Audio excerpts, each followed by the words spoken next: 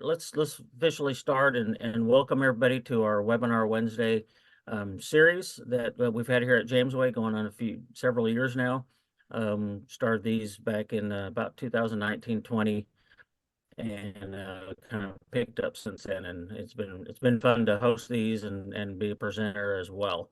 I'm Dr. Keith Bramwell with Jamesway. I'm director of the Hatchery Consultants and also embryologist. And Carolina, that you see on here, is one of our consultants based out of Colombia, and she will be here to monitor the Spanish version. And then of course, our guest speaker, Dr. Behl. A little bit of housekeeping, and I'll introduce her a little bit more later. A little bit of housekeeping. At the bottom of your screen, for those that haven't been with us, there's a question and answer box.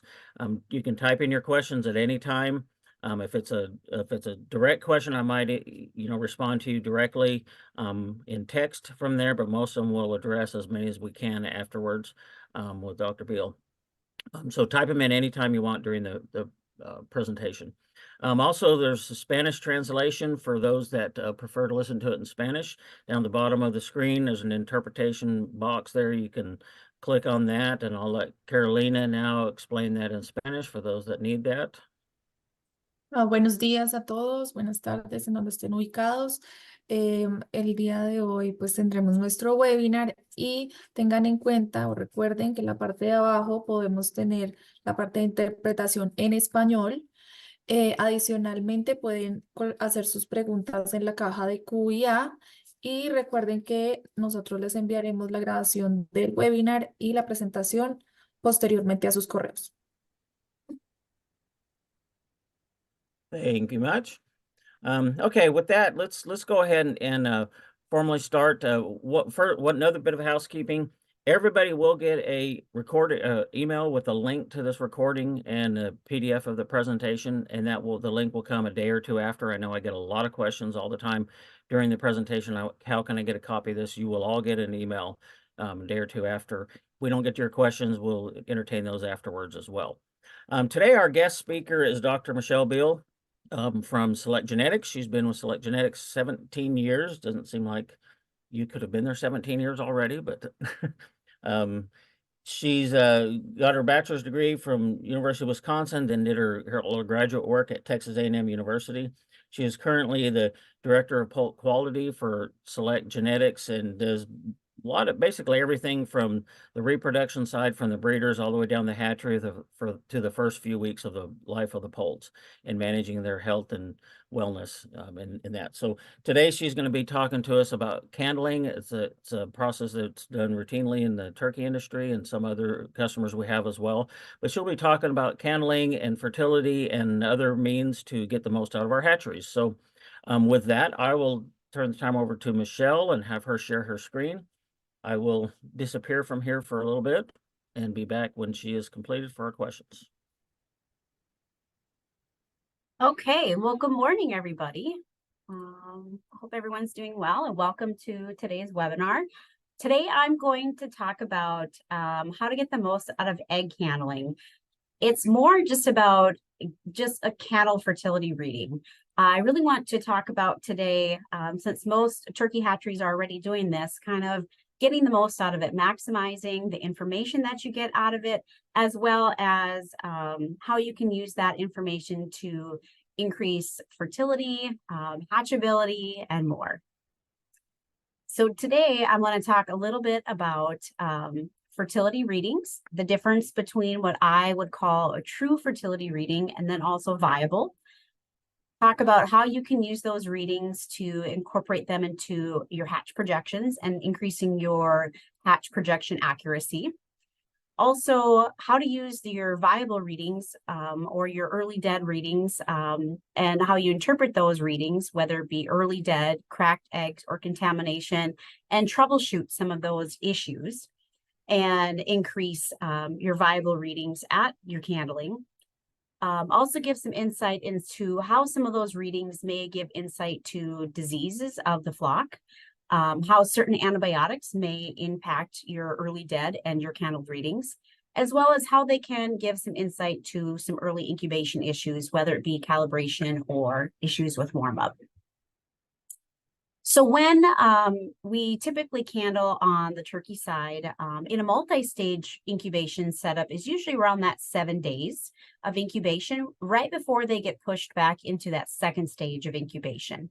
So that's usually going to be around that 7 days. It's a little bit harder to candle and see the difference between infertiles and your 1 to 3s, your 7 to 10s at that stage of development, and your viable, but it's still possible. Single stage, I've seen anywhere from 10 to 14 days of incubation being candled, and that's typically just based on what's more convenient for the facility, for the hatchery, and when they need those numbers in to make projections or what works with their hatchery flow.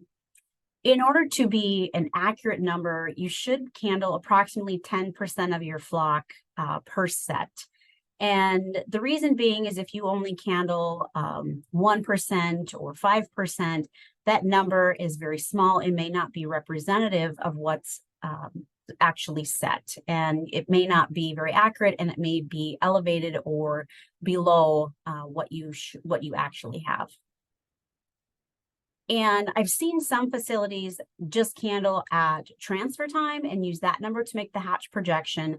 And if you wait until that point in time, you're actually about 2 weeks behind the problem. Whereas if you candle at 2 weeks in incubation, it helps you detect early issues and helps you kind of make the appropriate adjustments or interactions and tackle things earlier, as opposed to waiting 2 more weeks down the road when you have surprises that happen. So how to candle. I'm just going to go through this quickly, kind of how intensive programs candle, and for some of you guys on the webinar that have not candled before. So we candle using a very strong light in the dark. Most hatcheries will candle using the 2 outside rows of an incubation rack. So instead of having to take out the entire flats, they'll just tip the rack, turn the rack on the side and just candle the outside rows, and then tip the rack the other direction, turn the rack the other direction, and then candle that. There are, I've seen people where they mark the eggs, an X for early dead, a C for cracked, an A for air cell, and an R for rot. You can have whatever coding combination that you want. The key is to just be able to differentiate between the different criteria and keep track of it. This is primarily what we're going to be looking for.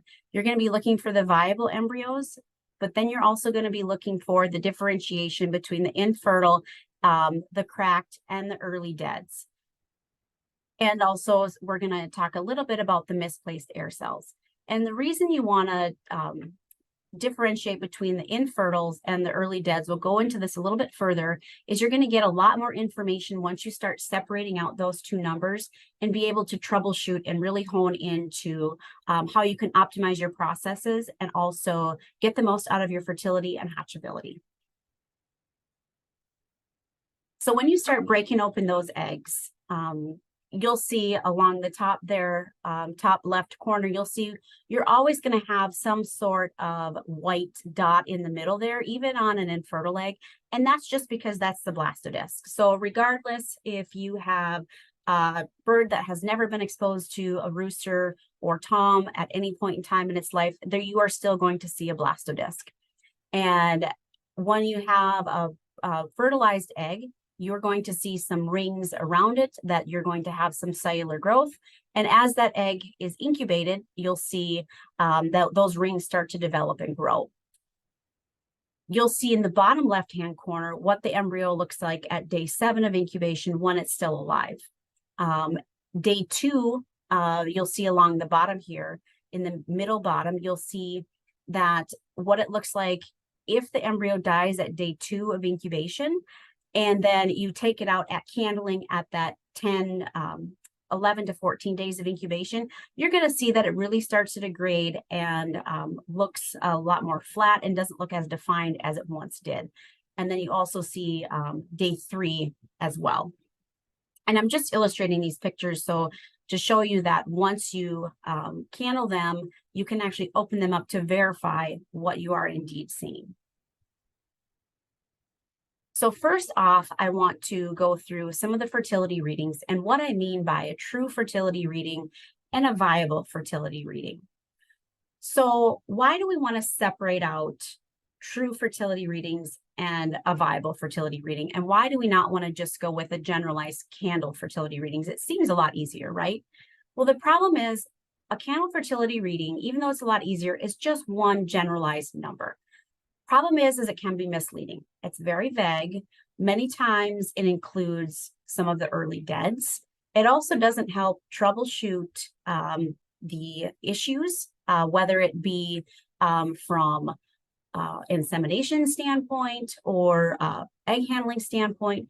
And then also on the turkey side, it can penalize the insemination team unnecessarily. And this can be the fact, especially if you have issues with egg handling, or you have egg storage, or you store eggs for an extended period of time before they go into the incubators. And so this can be very discouraging for an insemination team. It can cause you to look in the wrong direction, and also cause a lot of turnover actually in your team, and cause you to look in the wrong direction when the information is right in front of you. So the difference between a true versus a viable or total fertility reading. So the true fertility reading would only remove the eggs that are truly infertile, those clear eggs that I had shown you on that first chart, over the ones that are candled. Where the viable fertility reading is going to sort out, it's going to remove the infertiles, it's going to remove the early deads, it's going to remove the cracked, the misplaced, the air cells, the rots. So basically, it's only going to give you a viable reading. So that's going to tell you what was alive the day that you candled those eggs. Okay, so that's a lot to keep track of. So you're, instead of just keeping track of one number, okay, a candled number of the ones that glow, okay, I got to keep track of infertiles, early deads, cracked, misplaced air cells, and rots. It's a lot to keep track of. And, when we first started looking at this, a lot of people were like, nope, way too much to keep track of. We're not doing this. It's not that hard. We make it really, really easy. Amazon, all sorts of places sell these nice little clickers that the people just go through and they just click. So one side's an infertile clicker. So maybe on the left side will be where they click and they tally for infertiles, and the right side maybe 1 to 3s. And then they mark their air cells and the rots, because that should be very, very few. So we make it easy. We make it simple. Don't overcomplicate it. So we can get these numbers very, very quickly and easily. I've also seen where they, instead of counting as they're going, they mark the eggs with the X or the line, and then they go back through and count those, the X's and the lines, when they're done with that side of the rack. Also, they can tally that during that time and then get the total count when they're done with that entire rack. So it's not complicated. We can make it really, really easy for you. So a couple things to keep in mind. True fertility cannot be influenced by egg handling, egg storage, or incubation. Whereas early embryonic mortality can be greatly influenced by egg handling, egg storage, and incubation. So like I said before, if you don't separate out the two, if you are basing your, if you are paying your insemination crews and their bonuses based off of fertility, they may be penalized if you have certain farms or certain hatcheries that have issues with egg handling or egg storage conditions, or have early incubation issues. Now, when candling, it may be hard to tell if the clear eggs are infertile or very early dead, especially when you're starting out, because in the if we looked at the egg in the very beginning, a lot of times it's just a difference in hue. You just start to see a difference in change of the yolk. And the reason that it is it's just sorting out the layers of the yolk. And so the protein and the fats are divided in different layers. And what happens with that is it just changes how the light is shown through the egg. So it just creates more of a darker appearance going through. You don't necessarily see blood vessels or blood ring or anything this early on. So when you're starting out, I love this. I came up with it. If in doubt, break it out. So if you're learning and you're trying to figure out if it's actually an infertile egg or very early dead, we break it out. If we have a lot of what appears to be infertile eggs all of a sudden on the increase, we break it out just to make sure that they are indeed infertile versus an early dead. And the reason, again, is the corrective actions are very different for how we're going to handle early dead versus infertile eggs. We're going to combat those and go at those very, very differently. Some of the things that we would look at if we're dealing with a true infertile issue is, you know, looking at making sure that we have proper insemination techniques. One thing to expect, though, is our fertility will decline if the males and females are older in age. So we will expect a natural decline in fertility as our breeder flocks age. If our males or females come into production overweight and they do not maintain that weight, or they get underweight during production, that will also impact our fertility. If we have issues with semen collection or handling, if we're not keeping that semen oxygenated, we're not using it in a timely manner, it's getting warm, the cells will degrade, and we will not obviously have viable cells that we're inseminating in that hen, so we will have an increase in infertile eggs. Breeder nutrition also plays a role. If we are not keeping that breeder hen nice and healthy and giving her the nutrients that she needs. And then also some diseases will cause infertility. And I'll touch a little bit on that a little bit more. This here is an example curve of what we do in our organization. So it's a lot to look at, but I want you guys to pay more attention to the curves on top of the graph. So the blue curve is going to be your percent viable fertility. Now this is the polynomial curve, what's curved to it. And then the orange is the standard for true fertility. So that would be just your true fertile. So on the very left hand is going to be your first week of lay, and then on the very right hand is going to be, I cut it off at 28 week of lay. So you'll see that there is a natural decline in fertility as the flock gets older. And you'll also see that there's a bigger gap between the orange line and the blue line as that flock gets older. And you'll also know by doing this, you can see which flocks are going to have the issue and stand out, and which ones where your standard is at, and which ones stand out kind of like a sore thumb. So right in the middle of your screen here, you can see that we have one flock in the middle that the ratio of early deads or viable to true fertility is okay, but it is a lot lower. Both of them are a lot lower. If you get over to the right hand of the screen here, you are able to see that are you able to see my marker, Dr. Bramwell?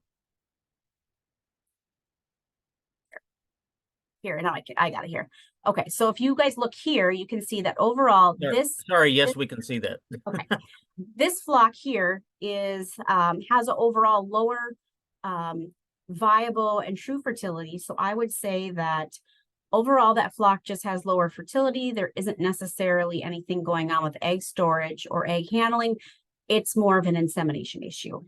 If we go over here and we look at this flock here, I'm going to say that we have an early dead issue, an egg handling issue, potentially disease issue. We're going to look at this flock a lot different than we would this flock per se, because there is a bigger gap. So this flock up here, the true fertility is way up here, but look at this big gap that we have right here where what was viable is way down here. So we have about a 20% difference there in what is true and what is viable fertility. So you'll see kind of that difference there.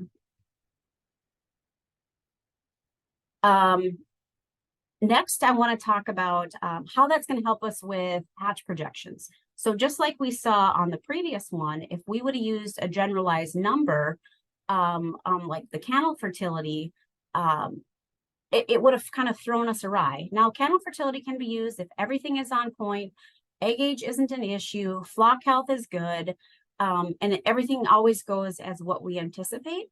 But if there's ever a deviation, like we have an egg age issue, we have storage conditions, we have a flock health issue, we may have really unexpected low hatches, and we'll get a surprise when the hatches, we start pulling hatches and we find out, oh my gosh, the flock was actually fertile, but they all died early incubation, and we didn't know it because we just used the candle fertility. Where the viable fertility is more accurate because you're just looking only for what is alive at candling. So you're kind of sorting things out, and then you're also breaking down what is dead. So you get a little bit better of a hatch projection with that. Now I want to break down egg handling and how some of that will impact your early dead, your cracked eggs, and contamination. So eggs that are stored for a prolonged period of time will see an increase in the number of early deads. Also, eggs that are subjected to extreme overheating or chilling prior to set, you'll have more increase in early deads. And then also, if the temperatures during storage kind of go up and down all around and are not held constant, you will see an increase in early deads. I have seen, if you look over here at the recommendations and stuff, the safe window for optimum storage is actually pretty narrow. It's only about 10 degrees. I have seen this time and time again where the cold, especially during the winter time, during egg picks, I'm up in Minnesota, so it gets pretty cold up here. If we get heaters that go out, barns where the heaters go out, trucks, this, even for short periods of time, will cause mortality. Even below that 55 mark will cause embryo mortality. The heat typically accelerates them or causes some more malformations, but the chilling will cause a lot of embryo mortality in the beginning. So kind of what causes some of the early deads and what to look into if you have a lot of the 1 to 3 day mortality when you're candling is you're going to look at some semen quality. You're going to look at egg handling. And with that, you're going to look at, are the egg collections not frequent enough? You're also going to look at some breeder nutrition. You're going to look to see are my vitamins on point? Are my minerals on point? That sort of stuff.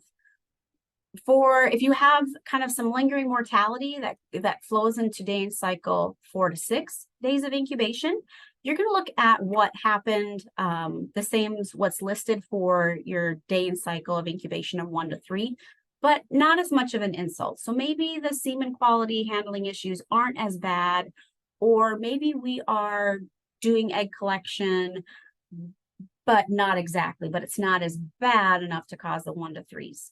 And also you will see some more 4 to 6s if you have more floor eggs or soiled eggs, dirty eggs, if you're getting dirty eggs kind of coming through. Now, if you're dealing with a lot more cracked eggs, there's a lot of areas to look at there. So if you see a lot more cracked eggs when you're candling, you can look at, improper egg handling at the farm, nest management, whether you have automatic nests or bunk nests, wooden nests. Look at the egg collection. Are they carrying, all the eggs in a wire basket, and then you pick up the basket and the sides kind of crunch in? Toe holes are a big thing, where the hen will lay the egg and she'll nick the side of it. And a lot of times the farms don't see it because it's such a small hole and it actually doesn't sink in until after that egg dehydrates a little bit. So it's easier to see it at the hatchery. Egg packing. Did they, when they pack the eggs and put them on the flats, is it indicative of that? Rough transport. Do we have issues with roads or air ride in the truck where the eggs are getting cracked around the egg flats? Rough egg racking. Do we see it where the eggs are getting smashed while they're getting racked, or faulty rack rails? So maybe our racks, as they're turning, the rails on the bottom of the incubator racks, as they turn, if they're bent or worn, can hit the tops of the eggs on that next row down. So those are some things to keep in mind. So not only how many cracked eggs you have, but what kind of crack is it? Because that can kind of help point you in the direction as well. So if you're faced with a lot of rots, Again, you can look at, you know, did you get a lot of floor eggs or soiled eggs? Were those eggs in the States, turkey eggs are washed or sanitized and disinfected prior to being brought to the hatcheries? Were they washed improperly? You know, was the temperature hot enough? Was there condensation on the eggs when they were picked or put in the cooler, or potentially during warm up? And I'll talk a little bit more on that. Or is it something, maybe we're adding humidity in the egg cooler and those eggs got wet because of faulty humidity nozzles? Or maybe it's in the incubator itself where the humidity nozzle is not functioning properly and we're spraying on those eggs and those are getting wet. Misplaced air cells. So sometimes we'll see this it's more prone on older flocks that I'll see this, but a lot of times it has to do with improper egg collection. And we have to remember that that air cell is formed as soon as that egg is laid. So when that egg is laid, it does not have an air cell. And there's really no scientific reason about it why the air cell is formed on the large end, except for that's the largest surface area, and that is where it's going to cool the fastest. So that's where it's going to shrink down on that air cell. So, excuse me, on that big blunt end of the egg. So that's where that air cell is going to form, just because it's the largest surface area, no other scientific reason. But it's very, very important because that provides the first breath of air for our poult. It also provides the north, or where that poult is supposed to pip out of and develop and grow. So it's very important that that air cell is on the top. If we are not picking the eggs frequently enough out of the barn and the egg stays on the side, or it is in the cold and it gets cold air that comes over the top side of the egg or the bottom, the air cell can form on the side or the bottom because the top didn't cool as fast as it should have. Maybe the side or the bottom cooled faster. Or if it didn't cool at all, where maybe a hen was sitting on it for several hours, or it's very, very warm and the egg kind of cooled down uniformly and stayed very, very warm, the air cell will form wherever. It doesn't necessarily form at the large end of the egg. So if it's not frequent enough. It also takes about 24 hours for that egg to have that air cell fixed or stay at that top of that, the blunt end of that egg. So if the eggs are handled roughly, you can get air in between the air cell and the shell membranes, and then that can move. That can actually move the air cell and the membranes will float around. Also, if the eggs are transported long distances within 24 hours of being laid, just the vibration on the truck can cause those membranes to kind of creep around and also be moved.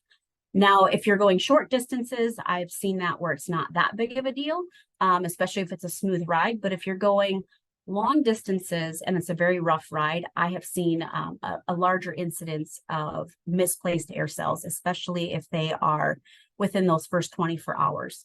So I like to see that if an egg is laid that same day, that it is not transported off the farm, if at all possible. I want to talk a little bit about flock health and how that may influence your early embryonic mortality. So in my experience, I've gotten to see a couple diseases that will greatly impact your early deads and some, especially your 1 to 3s. So we've had some flocks that have gone through low path avian influenza. So does nothing to the flock itself. The flock is there's no morbidity, no mortality or anything. The flock goes, they drop in egg production and they recover. But what happens to proceed with them is early deaths.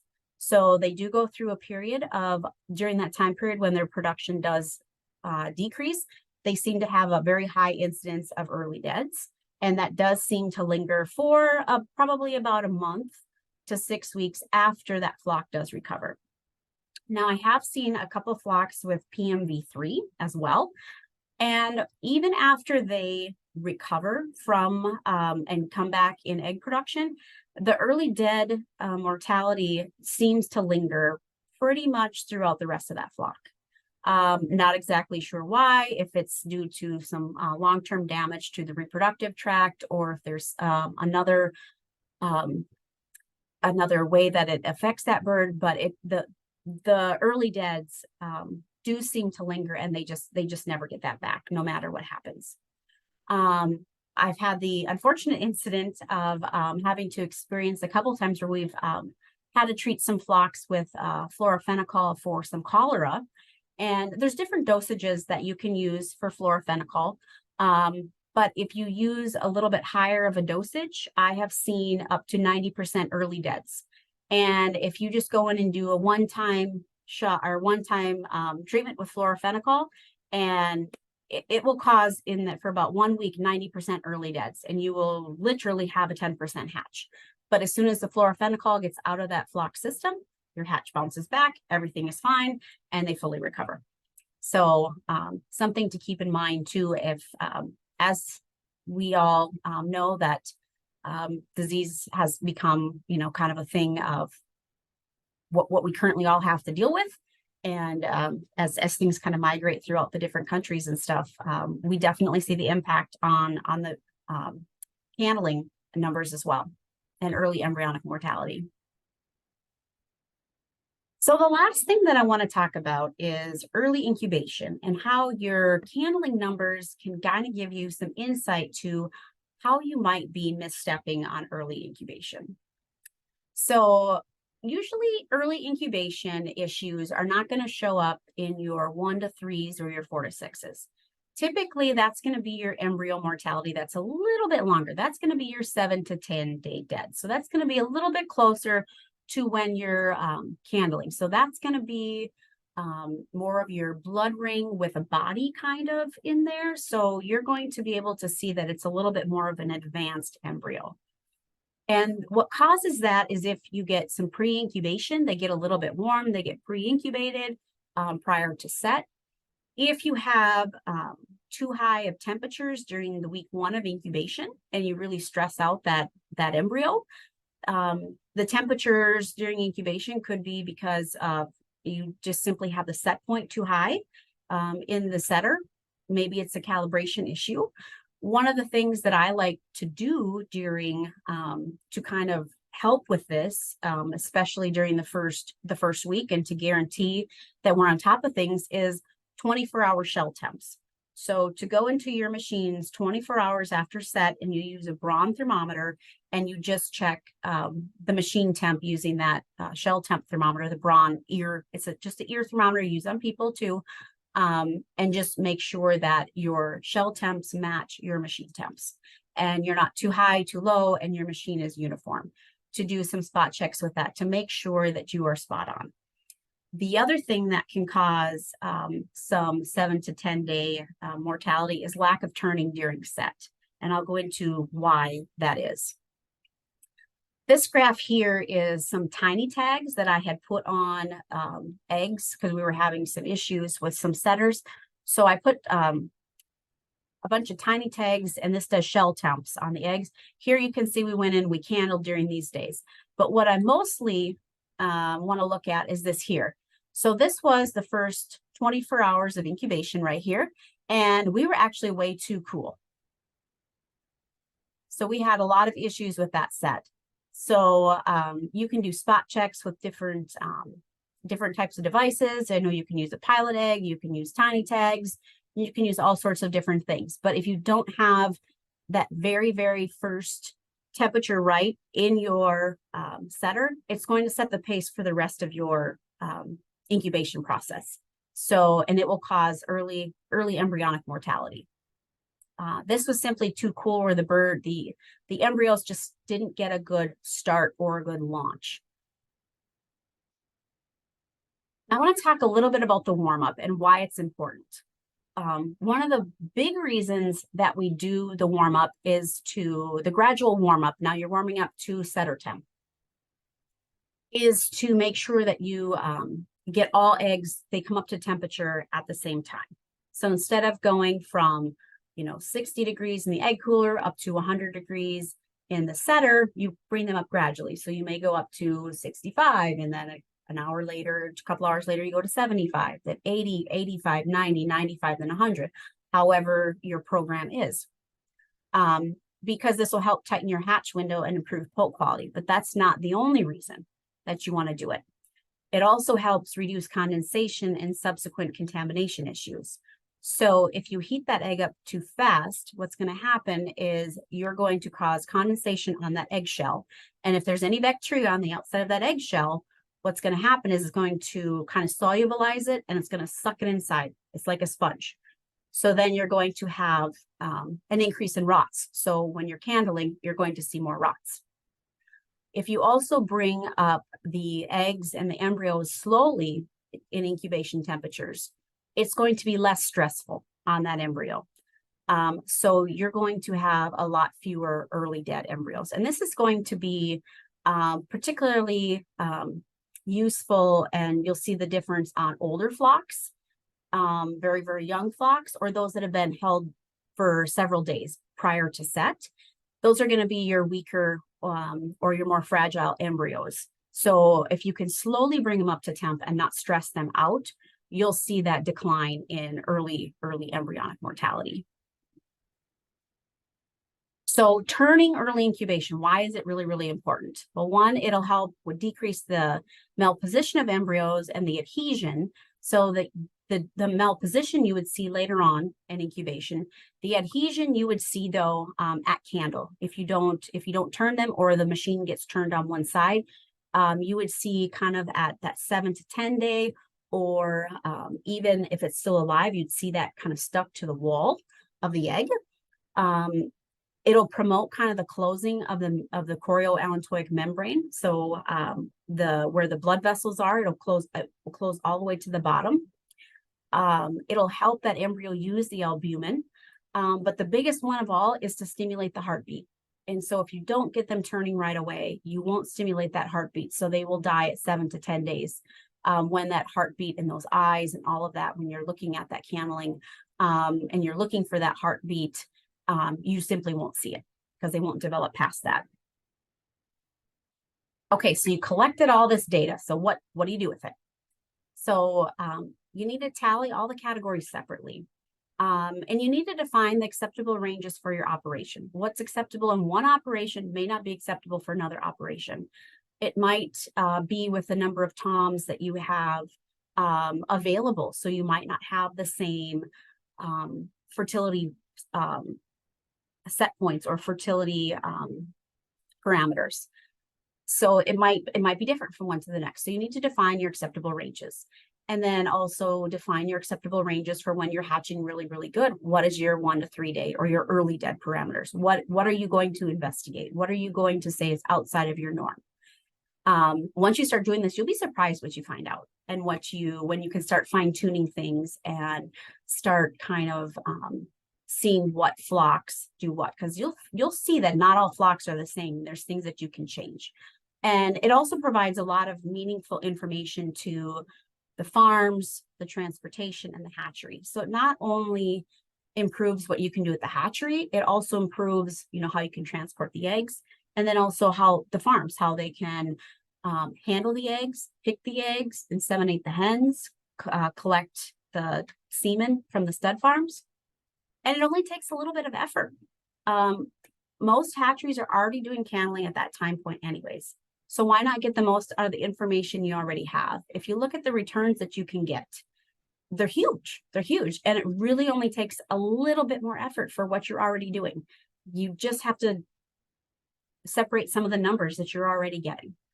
So that's really it. It's really, really simple. It's something we can easily all do.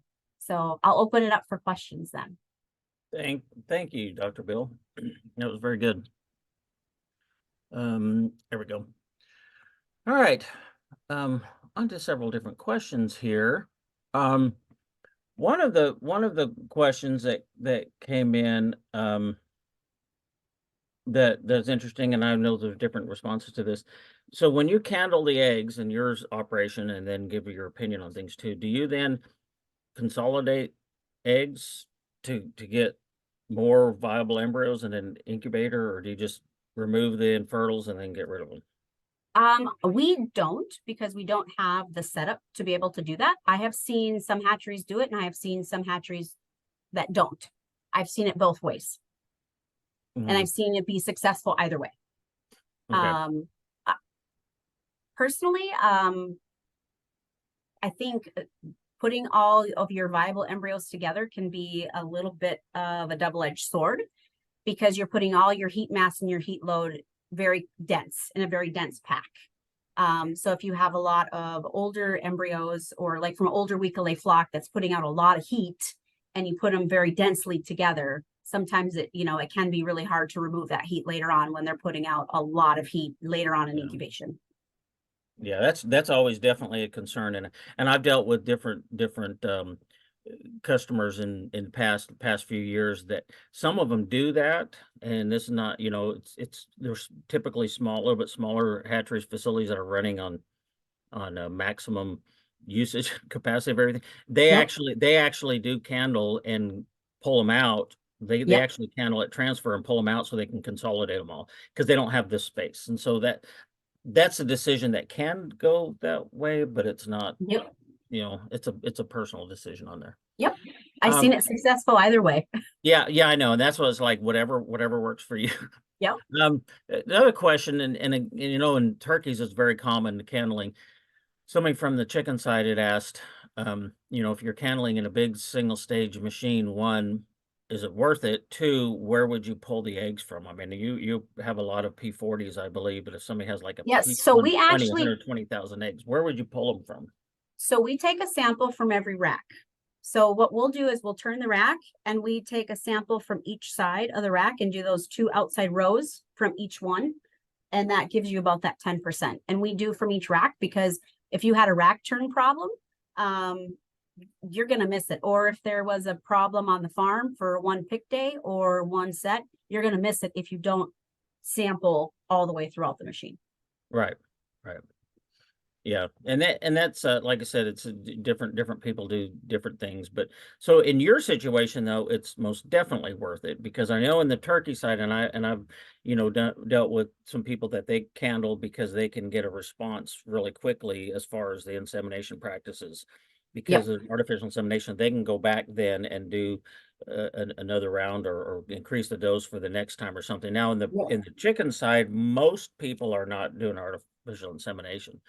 But for what would you recommend for a general hatchery? Is it something that's worth it in your opinion, or? Oh, absolutely. Because your response time can be as little as 2 weeks.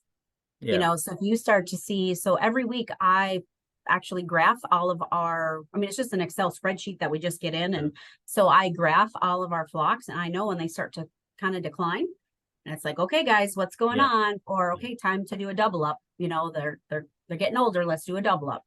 So we can catch them really quick before they get, because once you sometimes get beyond a certain time point, you're behind. You're not going to pick up that fertility that you lost. Yep.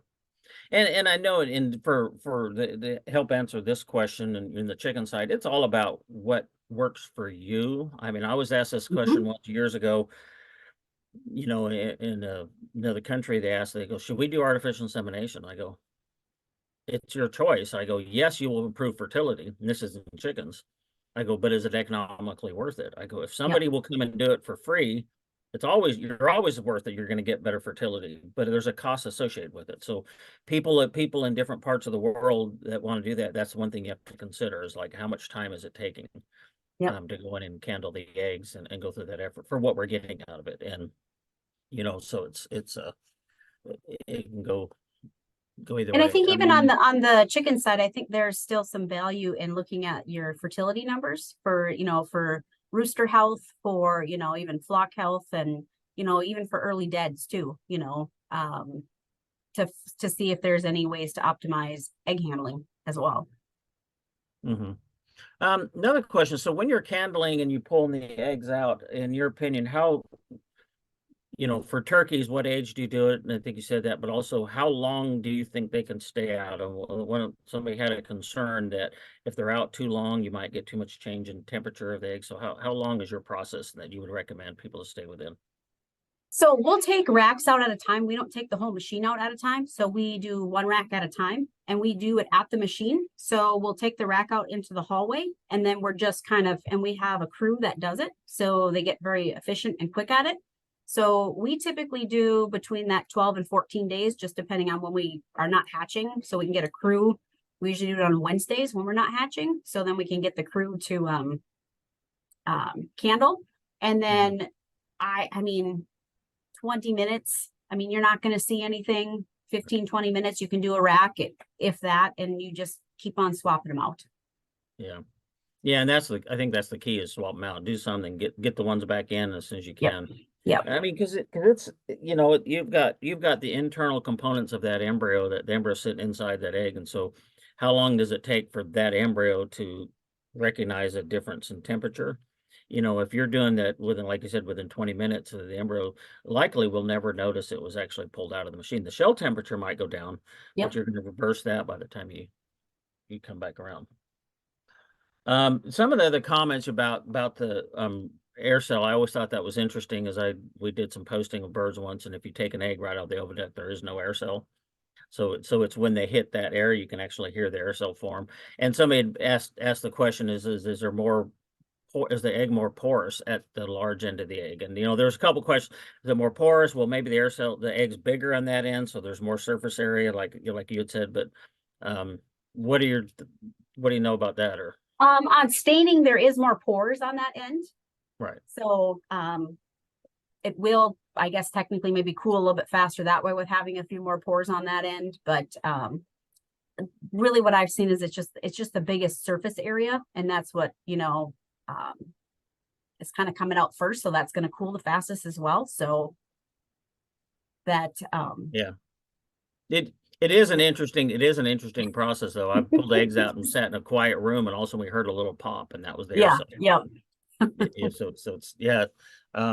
Now another question was can they use, like, if they wanted to check fertility, like at the farm or something like that, can they use like unsettable eggs, like dirty or cracked or anything like that, to look at fertility? Those eggs may not be set anyway.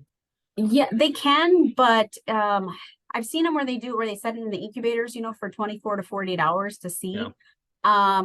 You can, but if you will have more that die early, you know, like especially the soiled eggs and stuff. But yes, that has been a practice that I have seen and had it very successful. The key is though, you have to turn them. Yeah. Do you have a follow-up to that? Have to turn them?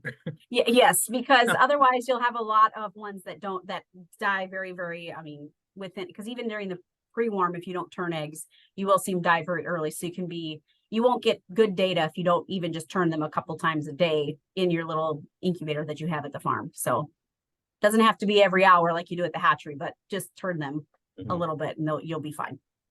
One thing I noticed in my years at the university, had a process called we evaluate the sperm penetration numbers, and maybe familiar with that. Yep. And we looked at this in chickens, and we found that floor eggs, cracked eggs, all that stuff, we had the same numbers of sperm activity out there. Toe punch, all that. Slab-sided and wrinkled eggs, not. Those were not a good evaluation of the flock, because there's something up with those hens, the reason why they're laying a slab-sided egg or wrinkled egg. So I just to add to what you said, I would not do eggs that are malformed, you know, in some way, shape, or form. Dirty, all that stuff, yeah, we'll see, you know, decent numbers.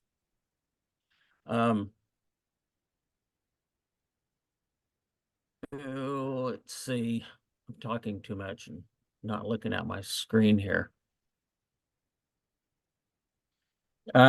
You had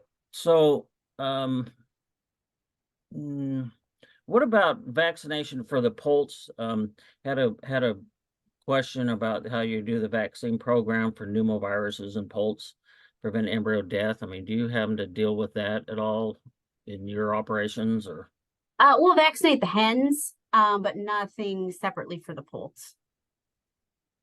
Okay, so you haven't really done anything with that. No.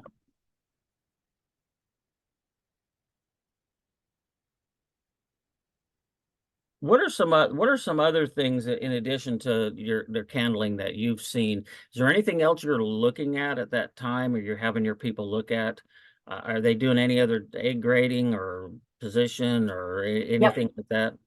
So they're looking at shell quality. That's another big one. Looking for calcium deposits, looking at egg shape, kind of uniformity at that point in time. It's kind of a QC check as well.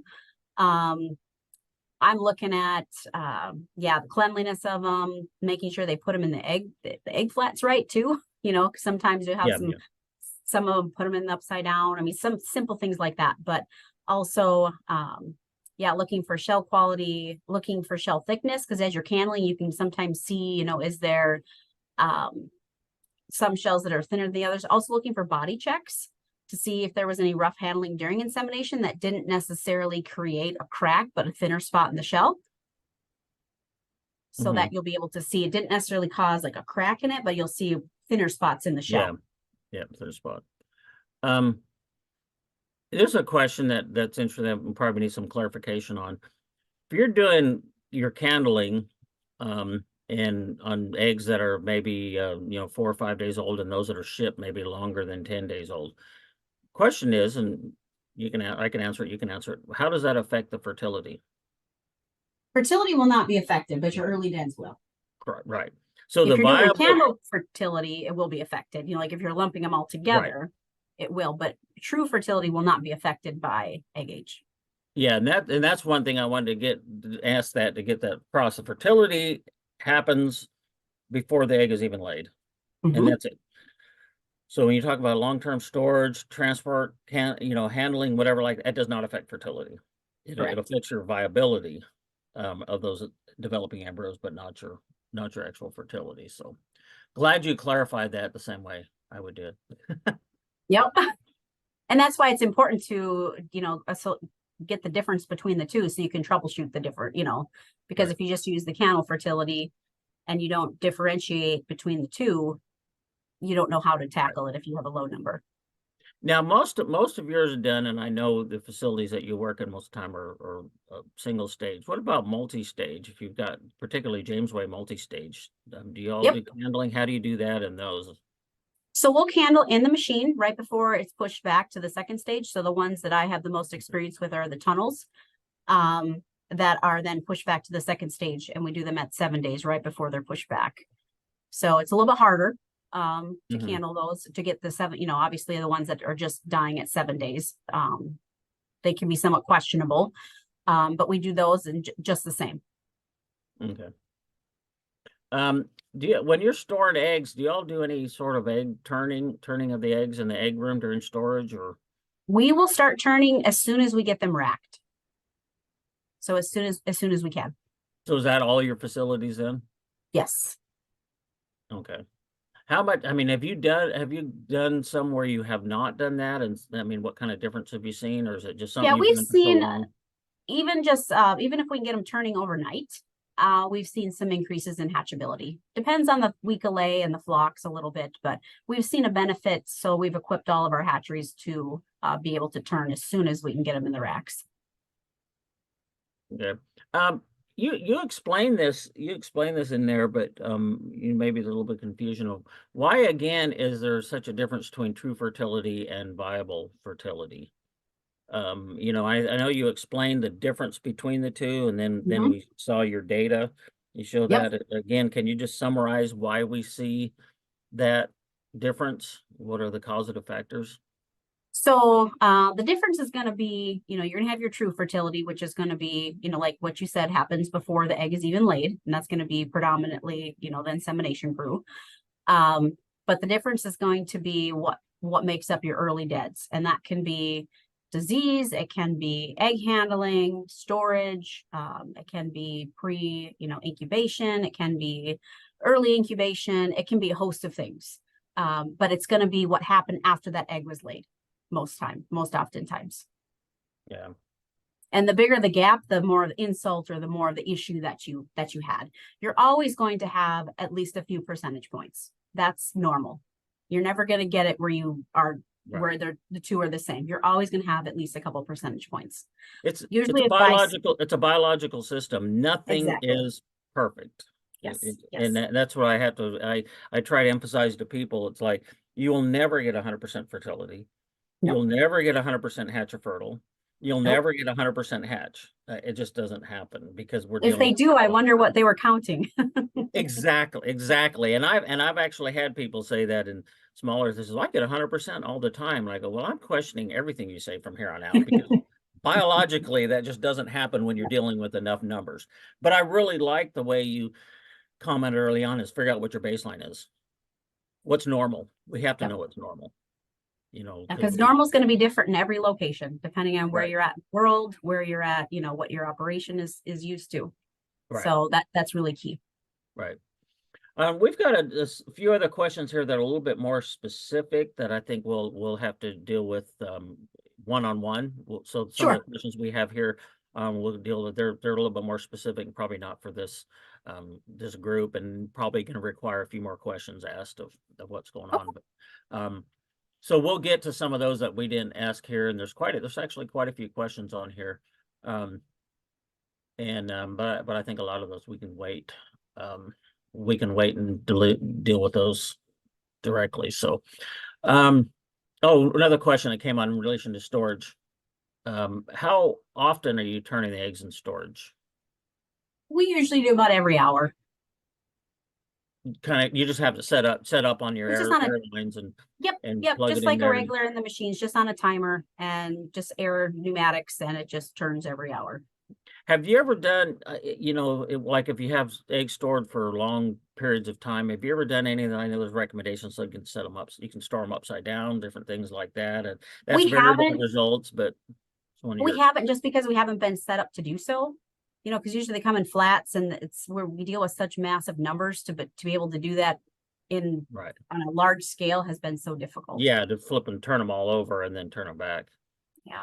What kind of measures do you take as far as fumigation or eggs? I know the turkeys a lot of time they dip eggs or you know, in the farms, but in the hatcheries, do you and I've seen it in some of your hatcheries. I just wanted your opinion of what you all do. Yep. So on the farms, actually, on all the farms, they get they go through a chlorine wash and quat disinfectant before they arrive in the hatchery. And we don't do any sort of fumigation or anything until they get to the hatchers. And once they get into the hatchers, they get a formaldehyde, a low dose formaldehyde fumigation before they hatch out. In the hatchers then. Yep. Okay. So it'd be kind of right after transfer before they start hatching, they get a dose of it to kind of clean up the eggshell, the outside of the eggshell, the environment, and then that'd be what they get for fumigation. What would you recommend, just kind of wrapping up here, recommending as far as just what you see in all your hatcheries, all your facilities? What's some of the big, maybe the top 2, maybe even 3 points you see that people are really could give more attention to that really would help their hatch and their performance? I think really paying attention to hatch pull and seeing what and where the culls come from and what kind of your hatch window is, and being more specific and intentional about the location where things come from. And then also breakouts. I mean, all that information is there. It's readily available. You don't really have to do anything extra per se to get that data. It's already there. You just have to go through and open up the eggs and be present. Do something. I mean, yeah. Yep. And a lot of people actually already do it. They just don't do anything with the data. Right. They get the data and they have it, and either they don't know what to do with it, or they don't even know how to interpret it necessarily. Yes. Yep. And have them, you know, figure out what it's telling them. And you know, and I talked about that a few weeks ago. It's like, what are embryos telling us? I mean, you know, we have to be able to decipher the data, or what good is it? It's just a bunch of numbers. So, well, thank you very much. Again, there's quite a few more questions on here that we'll entertain some of those one-on-one. Those are not necessarily conducive to this group, but really appreciate you, Dr. Behl, and your comments and experience that you've given everybody here. Candling and eggs is not something that everybody does. It's an option for everybody, depending on your time and situation. For your operations, it's essential, I think. Mm-hmm. But thank you for all that and the other comments about production and everything. So again, thank you for taking your time out to come and join us today. And for everyone else, look for another webinar we'll have next month, and we'll be having these monthly for the rest of the year. Look for the announcements, advertisements on that, but look forward to seeing y'all, and thank you again for joining us today, and hope y'all are doing well wherever you're at. Thank you. Thank you.